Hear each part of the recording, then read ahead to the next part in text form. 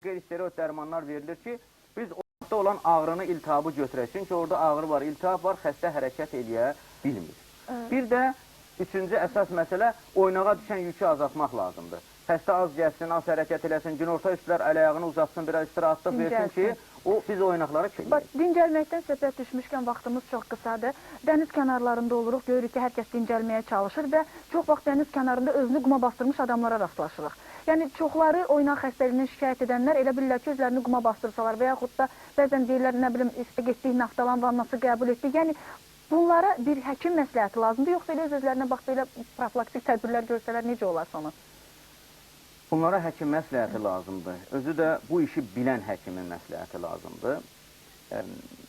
Mən bu məsələ haqqında tez-tez tələbələrlə, ümumi əhali kütləsi arasında həmişə söhbət edirəm. Çünki bax, bu yay mövsümündə, yaz mövsümündə revmatik xəstəliklərin sayı kəskin artır. Bir tərəfdən mövsümün dəyişilməsindən artır, onunla əlaqədirdir. İkinci tərəfdən, bax, bu fizioterapevtik üsullardan, dənizdən, qumdan, naftalandan, digər fizioterapevtik üsullardan, duzlu göldən səhv istifadə, isti sudan səhv istifadə eləmək nəticəsində meydana çıxır. Məsələn, artroz xəstəliklərində, artrozda əgər xəstənin etirazların çökmə sürəti 20-dən yuxarı deyilsə, onu qumada bastırmaq olar, onu dəniz vannasına da, günəş vannasına da, naftalana da, yəni bütün fizioterapevtik üsullardan artrozlarda istifadə eləmək olar. Amma artritlərdə, indi mən hansı ki sonra söhbət eləyəcəm, xüsusən də revmatoidli artritdə qəti olmaz, qəti olmaz. Məsələn, mən belə bir hadisəni danışım sizə. Bir ayın söhbətini eləyirəm, bir professor, demək, Tibb Universiteti öz anasını mənim yanıma gətirmişdi.